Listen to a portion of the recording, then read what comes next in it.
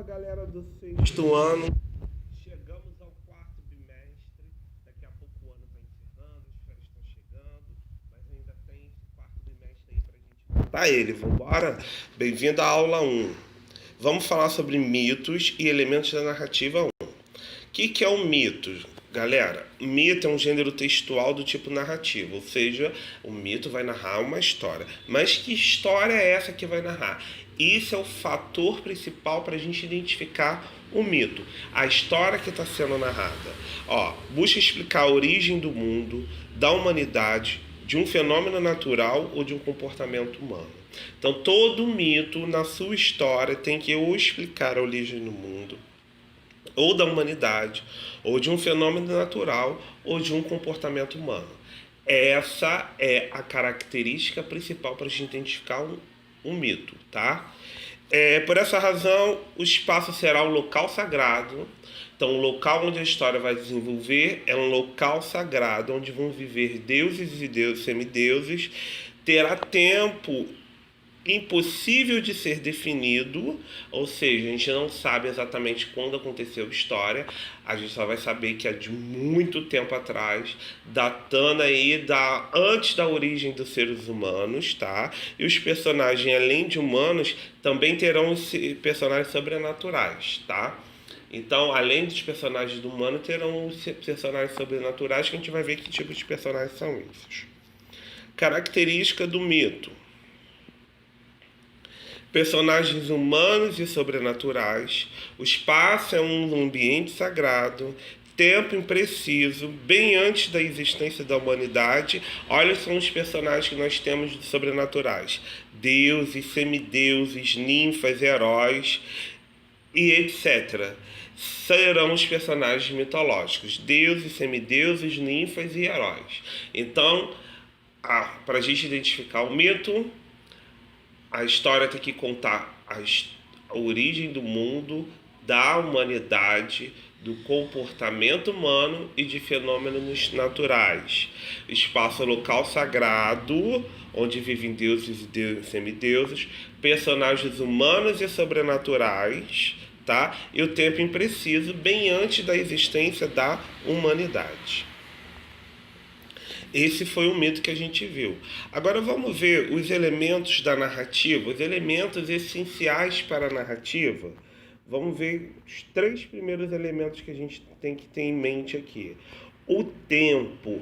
O tempo é o momento onde a história está ocorrendo, tá? Pode ser no presente, no passado ou no futuro.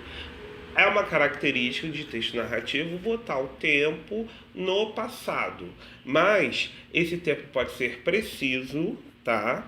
Quando vem determinado na história, através de marcações de tempo dado pelo autor, a gente consegue determinar precisamente quando a história acontece, através de marcações de tempo. Tá? No tempo preciso, portanto, é possível identificar o momento exato que a história é contada. Então, a gente tem essa característica. Exemplo, em 1810, aí a gente sabe exatamente quando ocorre a história.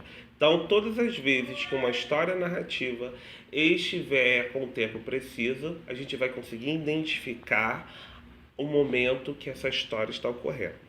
Em contrapartida, nós temos o tempo impreciso, que é quando a marcação de tempo não vai nos determinar quando a história ocorre. A gente só vai conseguir identificar que ela ocorre no presente, no passado ou no futuro, só.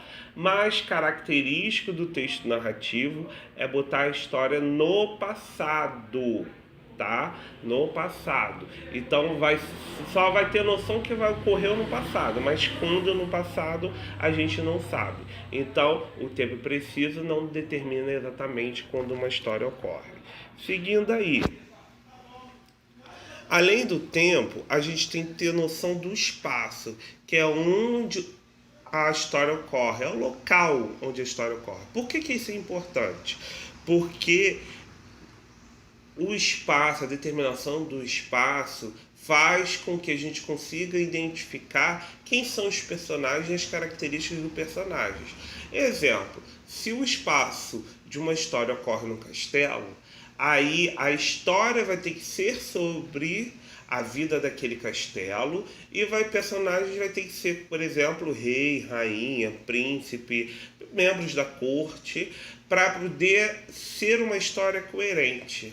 Agora, se uma história acontece numa comunidade carente, por exemplo, eu não posso falar de rei, né? Só se eu tiver muita criatividade e inventar aí uma, por exemplo, que o rei foi visitar uma comunidade carente. Entendeu? Então, a identificação do espaço é importante para a gente entender a história e também para caracterizar como que essa história vai ocorrer. Além do espaço, a gente tem o enredo. O enredo é a história que está sendo contada.